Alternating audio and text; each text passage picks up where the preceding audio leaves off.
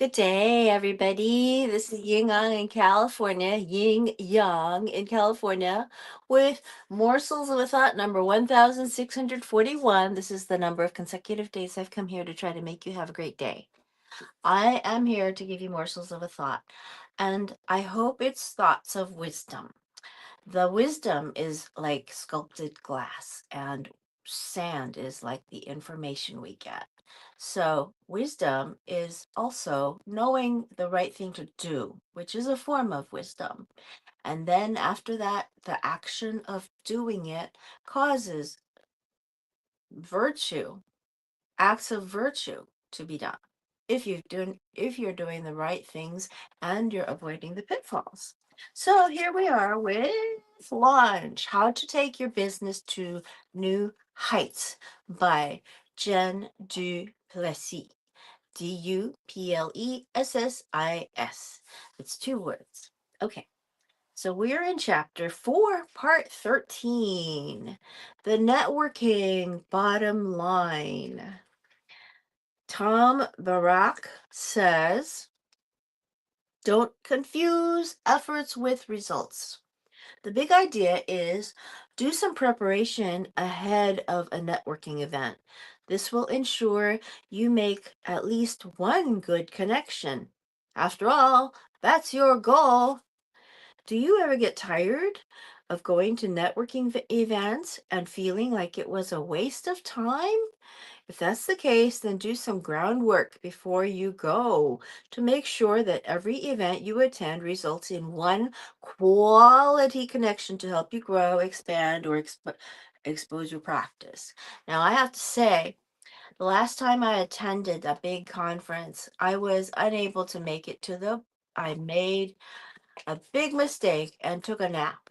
And the nap made me sleep right through the entire book signing event. I was so disgusted with myself, but my friend said to me, you know what?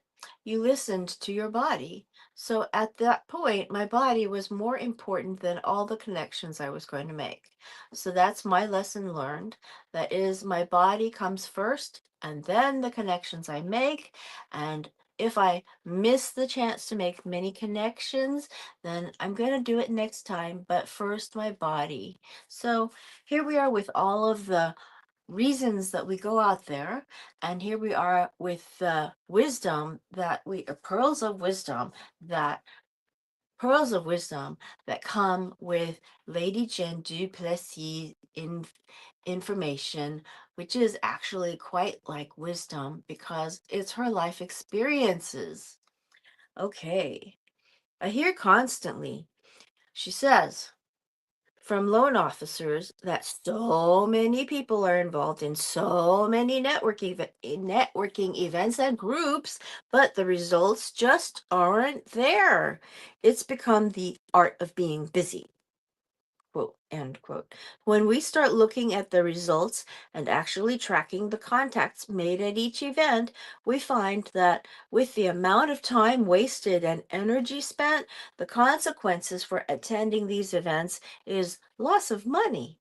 Let me see if I can shed some light. You can attend a networking event or sit on a committee and be the mortgage person and never get business. It's your job to make the connection and ask for business to teach them to begin thinking about you for their connections as well. What is networking? Well, okay, what is networking? Well, it isn't a place to get business. You get names and business cards from networking. It's how you use them. Go to them or people will forget about you. But business is not generated from merely showing up. In fact, I found that people who are at all the events tend to be the people not doing any business. Recently, I was coaching one of my clients and we started looking at all the different networking events that she was attending. She admitted that she was leaving a lot of the events without any business cards at all, not one. So she was literally going to these things as a social function and not a work function. I call this cocktail conversations. There may be, there may in fact be a few situations where you go to an event for the social side of networking, but that's really a party, right? Not a networking or business event. So that's kind of what I did. I wound up going to the actual party that they hosted, and I wound up making social connections, but I did not receive any books that were signed for free. And I know that I spoke to one of the authors, Victoria Rader, on her way out, and we just said goodbye. And that was all I could do. So remember, if the book signing is coming up, don't take your nap. Just be as whatever you can. Work like a tiger. Tiger. Put on your tiger stripes and work. Don't take your nap. I could have used, well, my hotel ran out of coffee at that moment, so I should have just gone and asked for some more coffee. Or next time I can buy some caffeine pills like the other author said. But I'm not going to do that, actually. Take care of your body first. Okay, that's my message, along with Lady Jen du Plessis' message. She says authenticity and truth. Lady Jen du Plessis says authenticity and truth. Okay. Actually, I'm gonna show you what she said to your success. And she says, okay to read for morsels of a thought. Morsels of a thought. Today I'm going to let you know again that morsels of a thought is for wisdom, not for just knowledge. And wisdom, one of the forms of wisdom is knowing the right thing to do for yourself first. You can know the right things to do for other people, but there's nothing you can do about it to create virtue. For virtue, you have to know the right things to do for yourself and act on those thoughts instead. Those actions are what creates acts of virtue in the world. My goal in this show has always been to bring more virtue into the world. I had that goal before I ever started this show. And knowing that I can connect the two now is wonderful. Okay, so for me, authenticity and truth, says Lady Jen du Plessis, says in page 104, go to networking events where you are true to yourself. Please don't attend an event just because someone asked you. Think through this and employ the techniques we've been discussing. Are you acting as a yes man or woman? Will one of your best referral partners or clients be attending or going with you? In my experience, and I'll bet yours too, whenever I've attended an event that I really didn't want to, or that was for a topic or cause I didn't care about, or wasn't passionate about, I felt completely out of place. And believe me, people can see and feel it. When we are authentic, people are drawn to us, and this becomes a launching point for building a relationship. Finding your niche and working within the confines of it is understanding that this is a marathon, not a sprint. You must be patient and tenacious with the process. If I had been patient and tenacious, I could have made it to that book event. Uh, I think this author is also saying, though, that if I were my authentic self, I was asleep. My authentic self was asleep. But if I had shown up awake, my authentic self would have been tired, like on my last thread. So maybe it's a good idea I didn't. It's a good idea I missed that event. Check attendees, okay. Lady Jen says, check attendees, check attendees ahead of time. The key to making each and every networking event a successful event, and by success I mean leaving with at least one solid new connection, is laying some groundwork ahead of time. Then you can go for the right reasons. Networking is not about getting business, quote unquote. It is 100% about making connections. So in this particular client's case, she was signing up for anything and everything to get the exposure. My opinion is that you don't want to go to every single event possible if you don't know who's going to be attending or what your purpose is for attending. First, check to see who is attending. It's important to know the audience that's going to be going to the event. If you're fortunate enough to have access to an Eventbrite or Facebook invitation, it's very easy to see who's going and who's not going to be attending. You can look at their profiles and find out a little bit about them. If you don't have an opportunity to check on attendees through an online tool, you can contact the organizer of the event. You can simply say to them, "You know, I'm thinking about coming to the event. I'd love to come and contribute and help make your event a success, but I'm wondering if you could give me a list of who's attending, or if you could just walk through a list with me of who's attending. Who I'm looking for is fill in the blank, and describe the kind of connection you are looking for. So, for example, let the person know that you're looking for financial planners. Do financial planners typically come to the event? If not, well, maybe that's an event you don't go to. Maybe it is. Do small business owners attend? Let's say, for example, that you want to do a seminar series for small business owners on how to get ready for qualifying for a loan, and you want to meet several business owners. Then ask the organizer about what kind of business people attend. Are they mostly business owners who will be coming to this event, or is it mostly business development and salespeople? Are they from large companies or small companies? There is a great variety of reasons why you want to know who's attending and how that affects the dynamics of your goals for attending.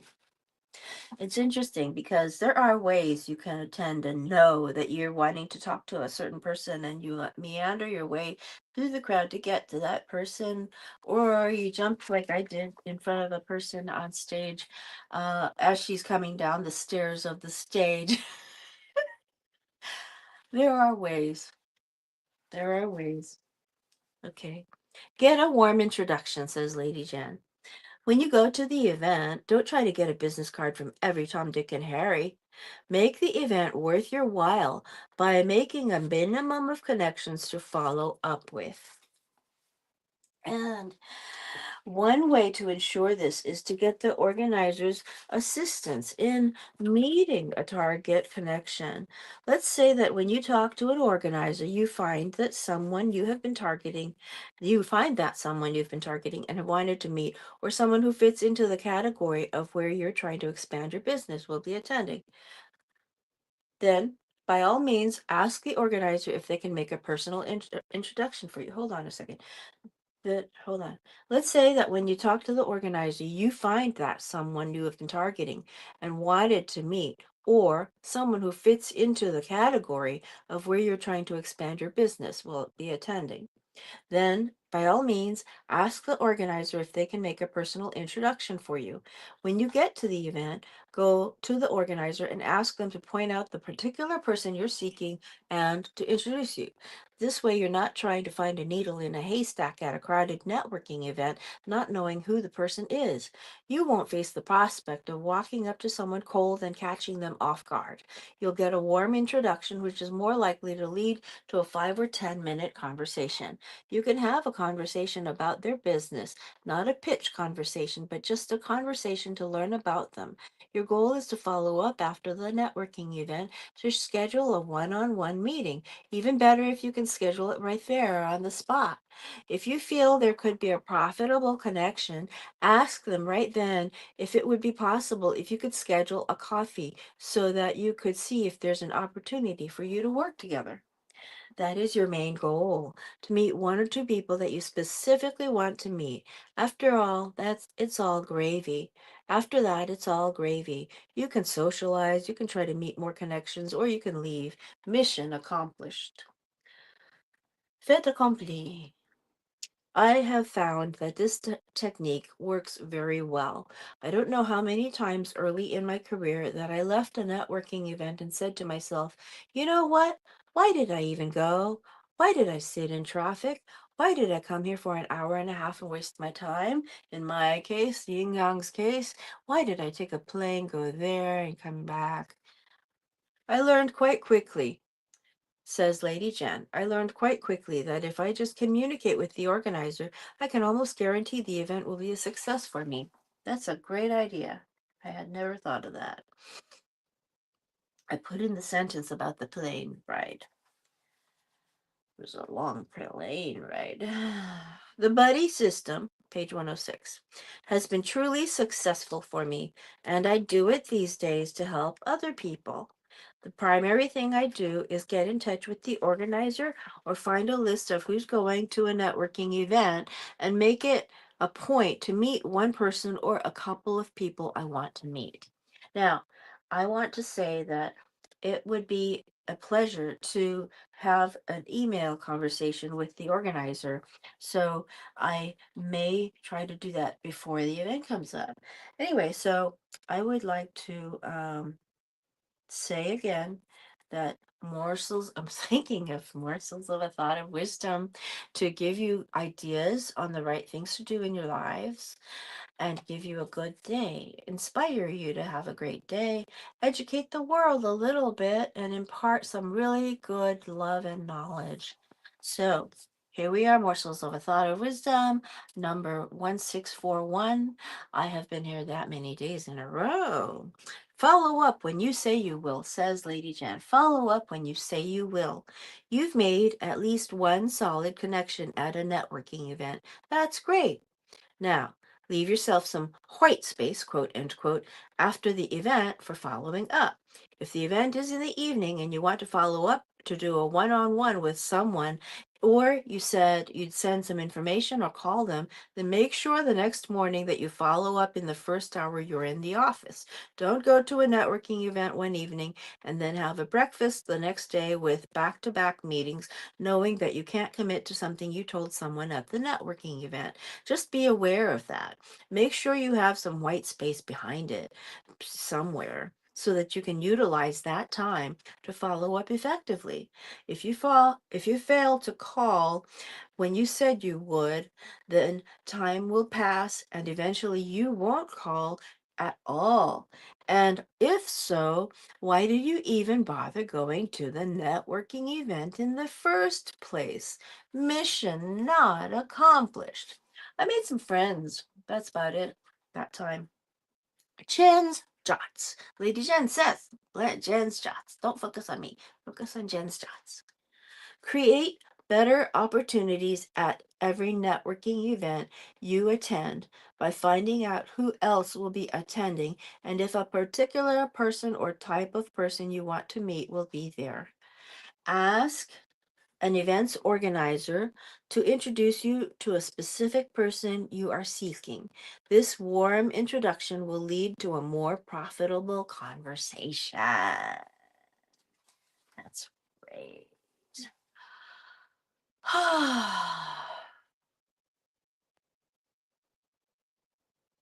I want to breathe in and breathe out 4 times. Maybe not 4 times, just 2 times, okay? Breathe in slowly, long, smoothly, and evenly. And breathe out slowly, long, deeply, and evenly. One more time. Deeply, slow, long, evenly. In. Deeply, long, slowly, evening out. Okay, that's all I did. Okay, so now back to the book. Launch How to Take Your Business to New Heights by Jen Du Plessis. Just the text, ma'am, quote, end quote. The big idea, says Lady Jen, is use group texting on your smartphone to. Hold on. Lady Jen says, just the text, ma'am. The big idea is use group texting on your smartphone to stay top of mind with your partners and clients. Jim Rohn said, ooh, The greatest definition for concentration I ever heard is wherever you are, be there. Wow, concentration. Wherever you are, be there. That's good. Lady Jen. Today's easy to use communication technology tools are great resources for reaching out to your network, keeping in touch, and helping to make sure referrals keep flowing. A very handy tool that I've started to make use of is group texting. I use group texting to stay in touch with defined groups of partners and clients, such as the real estate agents I work with the most, which has generated new business for me time and time again. Now, let me say that before you get into the nuts and bolts of sending out a group text, make sure you have a purpose as to why you're doing it. Then use it from a strategic marketing perspective. You can use group testing strategically to stay top of mind with target groups of partners to provide value to partners and clients and to enhance connections and communication. There are many ways to creatively and unobtrusively use group texting, which will help keep leads and prospects coming in. What to do? Okay, this is important. The first thing you need to send a group text is to download an app of your smartphone on your smartphone. Do a quick search and you'll find there are many apps to choose from. Once you've downloaded the app, you can upload. This may happen automatically. All of the contacts on your phone. Then you can set up your target distribution lists, such as your top real estate agent partners, B, quote unquote, partners, or all real estate agent partners. Then you can compose one text, hit, quote, send, end quote, and it will be delivered to all members of a distribution list or group. Once you have the app downloaded and the groups set up, make a commitment as to when you're going to send a text and to whom. Maybe you want to do a weekly text, a monthly text, maybe a quarterly text to various groups. What I'm doing, for example, says Lady Jen, is sending a text weekly, either Thursday afternoon or Friday morning to all of my A+ referral real estate agents. The rest of my real estate agent contacts get a text once a month at the beginning of the month. Don't send a text at the end of the month because agents will be too busy and won't pay attention. I have found that sending a text toward the end of the week is much better than the first of the week because during the first part of the week, I'm making phone calls and touching base live. But Thursday or Friday is a good time to send a text out to everybody. What you want to make sure of is that you keep the text generic because you're sending it to multiple people. Be generic, yet just specific enough so that everyone feels like you are texting them and not a group of people. That is a key point. Your texts should be very short, like a tweet. Next time we will go into what to say. This is Lady Jen, launch Jen du Plessis, and it is how to take your business to new heights. I am going to try to now. Please come to my YouTube channel, Ying Orange 99. It's at Ying Orange 99, numeral 9, numeral 9, and press like and subscribe. I'll talk to you later, okay? Old Kinderhook!